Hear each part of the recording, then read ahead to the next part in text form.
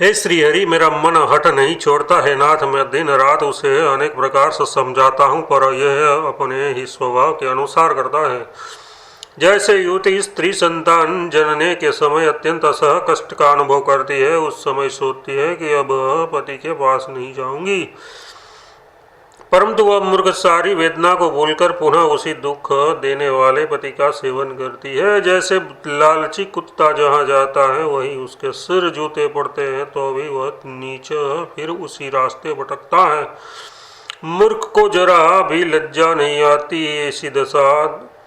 ऐसी ही दशा मेरे इस मन की है। विषयों में कष्ट पाने पर भी ये उन्हीं की ओर दौड़ता जाता है। मैं नाना प्रकार के उपाय करते करते थक गया, परंतु ये मन अत्यंत बलवान और अजयी है। हे तुलसीदास, ये तो तभी वश हो सकता है जबकि प्रेरणा करने वाले भगवान स्वयं ही इसे रोके।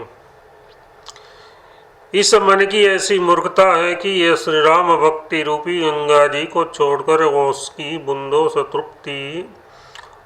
बूंदों से तृप्त होने की आशा करता है। जैसे प्यासा पपीहा धुएं का गोट देखकर उसे मेघ समझ लेता है, परंतु वहां जाने पर न तो उसे शीतलता मिलती है और न जल मिलता है। धुएं से आंखें और फूट जाती है। यही दशा इस मन की है। जैसे मूर्ख बाज कांच की फर्श में अपने ही शरीर की परछाई देखकर उस पर चोंच मारने से वह टूट जाएगी, इस बात को भूख के मारे भूलकर जल्दी से उस पर टूट पड़ता है, वैसे ही ये मेरा मन भी विषयों पर टूट पड़ता है। एक रुपया के भंडार इस कुचाल का मैं कहाँ तक वर्णन करूँ। आप तो दासों की दशा जानते ही है। स्वामी तुलसीदास जी का दारुण दुख हर लीजिए और अपने शरणागत वत्सलता रूपी प्रण की रक्षा कीजिए। रात दिन नाचते नाचते ही मरा। हे हरे, जब से आपने जीव नाम रखा तब से ये कभी स्थिर नहीं हुआ। इस माया रूपी नाच में नाना प्रकार की वासना रूपी चोलियां तथा लोभ मोह आदि अनेक गहने पहनकर जड़ चेतन और जल स्थल आकाश में ऐसा कौन सा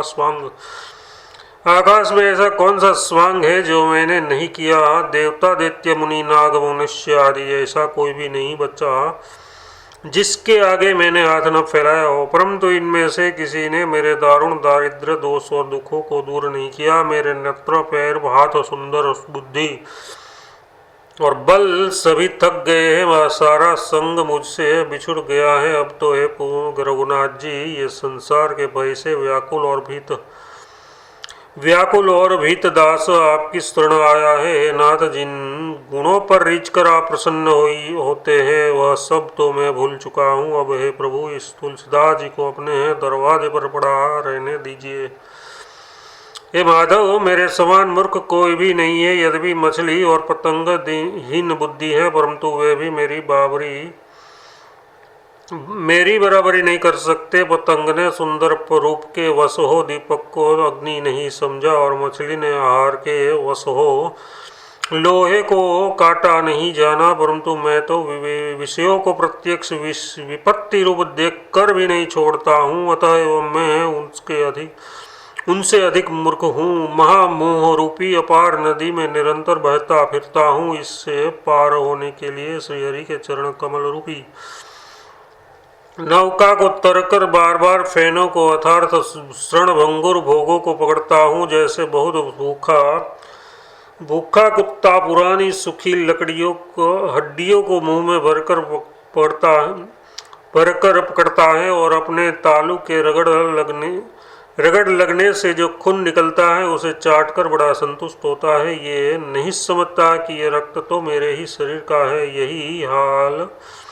यही हाल मेरा है। मैं संसार रूपी परम कठिन सर्प के डसने से अत्यंत ही भयभीत हो रहा हूँ, परंतु मूर्खता ये है कि मैं उसे बचने के लिए गरुड़गामी भगवान के शरणागत न होकर विषय रूपी मेढक की शरण से अभय चाहता हूँ। जैसे जल में रहने वाले जीवों के समूह सिमट कर जाल में इकट्ठे हो जाते हैं और लोग बस एक दूसरे को खाते हैं, अपना भावी नाश नहीं देखते। वैसी ही दशा मेरी है। यदि सरस्वती जी अनेक युगों तक मेरे पापों को गिनती रहे तब भी उसका अंत नहीं पा सकती। मेरे मन में तो यही भरोसा है कि मेरे नाथ पतित पावन है, मुझे पतित को भी अवश्य अपनाएंगे। हे श्री राम जी, आपने उस कृपा को यहाँ भूल दी, उस कृपा को कहाँ भुला दिया जिसके कारण दीनों के दुख की करुण ध्वनि कानों में पड़ते ही आप अपना दाम छोड़कर दौड़ा करते हैं। जब गजेंद्र ने अपने बल की ओर देखकर और हृदय में हार मानकर आपके चरणों में चित्त लगाया, तब आप उसकी आर्त पुकार सुनते ही गरुड़ को छोड़कर तुरंत वहां पहुंचे। तनिक सी भी देर नहीं किए हिरण्यकशिपु से रात दिन भयभीत रहने वाले प्रहलाद की प्रतिज्ञा आपने रखी। महान बलवान सिंह और मनुष्य का सा नृसिंह शरीर धारण कर उस दैत्य को मार डाला। वेद इस बात का साक्षी है। नर के अवतार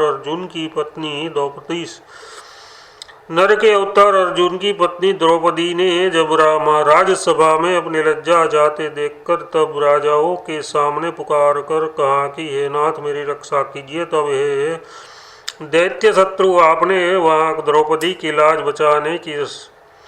लाज बचाने को वस्त्रों के ढेर लगाकर तथा शत्रुओं का सारा घमंड चूर कर बड़ी कृपा की है। रघुनाथ जी, आपने इस सब भक्तों को एक एक शत्रु के द्वारा सताए जाने पर ही बचा लिया था, पर यहाँ मुझे तो बहुत से शत्रु असह कष्ट दे रहे हैं। मेरी यही भाव पीड़ा क्यों नहीं दूर करते।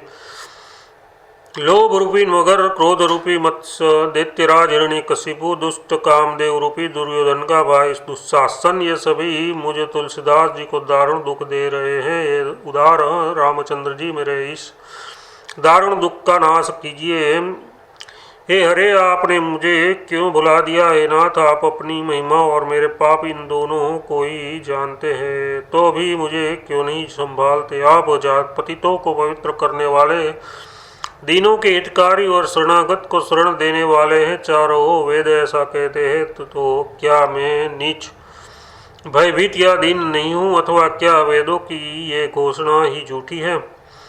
पहले तो मुझे आपने पक्षी, जटायु, गृध, गणिका, जीवंती, हाथी और व्याघ्र वाल्मीकि की पंक्ति में बैठा दिया, यानी पापी स्वीकार कर लिया। अब है कृपा निदान, आप किसी की शर्म करके मेरी परसी हुई पतल फाड़ रहे हैं। यदि कलिकाल आपसे अधिक बलवान होता और आपकी आज्ञा न मानता होता तो हे हरे, हम आपका भरोसा और गुणगान छोड़कर तथा उस पर क्रोध करने और दोष लगाने का झंझट त्याग कर उसी का भजन करते। परंतु आप तो मामूली मच्छर को ब्रह्मा और ब्रह्मा को मच्छर के समान बना सकते हैं, ऐसा आपका प्रताप है। ये सामर्थ्य होते हुए भी आप मुझे त्याग रहे हैं।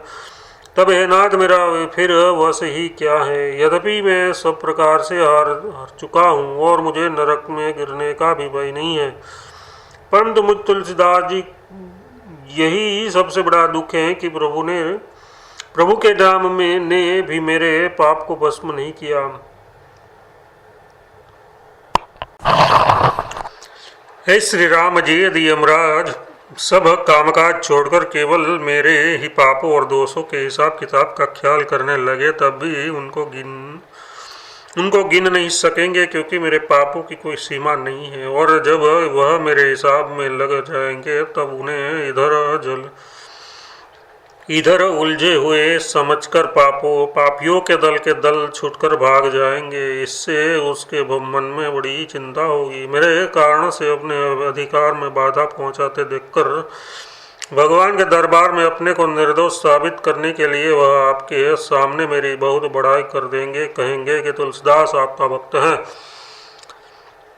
इसने कोई पाप नहीं किया, आपके भजन के प्रताप से इसने दूसरे पापियों को भी पाप के बंधन से छुड़ा दिया। तब आप हंसकर अपने भक्त यमराज का विश्वास कर लेंगे और मुझे भक्तों में शिरोमणि मान लेंगे। बात यह है कि ये कौशलेश, जैसे तैसे आपको मुझे अपनाना ही पड़ेगा। हे नाथ, यदि आप इस दास के दोषों पर ध्यान देंगे तब तो पुण्य रूपी नख से पाप रूपी बड़े बड़े वनों के समूह मुझसे कैसे कटेंगे। मेरे जरा से पुण्य से भारी भारी पाप कैसे दूर होंगे। मन वचन और शरीर से किए हुए मेरे पापों का वर्णन भी कौन कर सकता है। एक एक क्षण के पापों का हिसाब जोड़ने में अनेक अनेक शेष सरस्वती और वेद हार जाएंगे। मेरे पुण्यों के भरोसे तो पापों से छूटकर उद्धार होना असंभव है। यदि आपके मन में अपने नाम की महिमा और पतितों को पावन करने वाले अपने गुणों का स्मरण आ जाए तो आप इस तुलसीदास को यमदूतों के दांत तोड़कर संसार सागर से अवश्य वैसे ही तार देंगे जैसे अजामिल ब्राह्मण को तार दिया था। आप दासों के दोषों पर ध्यान नहीं देते राम जी। यदि आप दासों का दोष मन में लाते तो इंद्र दुर्योधन और बाली से हट करके क्यों शत्रुता मोल लेते। यदि आप जप यज्ञ योग व्रत आदि छोड़कर केवल प्रेम ही न चाहते तो देवता और श्रेष्ठ मुनियों को त्याग कर व्रज में गोपियों के घर किसी लिए निवास करते। यदि आप जहाँ तहाँ भक्तों का प्रण रखकर भजन का प्रभाव न बतलाने जहाँ तहाँ भक्तों का प्रण रखकर भजन का प्रभाव न बखानते तो हम सरीखे मूर्खों का कलयुग के कठिन कर्म मार्ग में किस प्रकार निर्वाह होता। हे संकटहारी, यदि अपने पुत्र के संकेत से नारायण का नाम लेने वाले अजामिल के अनंत पापों को भस्म न किया होता तो यमदूत हम सरीखे बैलों को खोज कर हल में ही जोतते। और यदि आपने जगत प्रसिद्ध पतित पावन रूप का बाना नहीं धारण किया होता तो तुलसी सरीखे दुष्ट तो अनेक कल्पों तक स्वप्न में भी मुक्ति के भागी नहीं होते।